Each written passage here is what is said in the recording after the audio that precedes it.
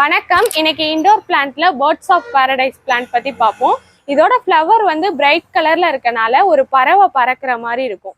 இதோட லீஃப் வந்து ஃபேன் ஷேப்ல பார்க்கிறதுக்கு சின்ன வாழை இலை மாதிரி இருக்கும்.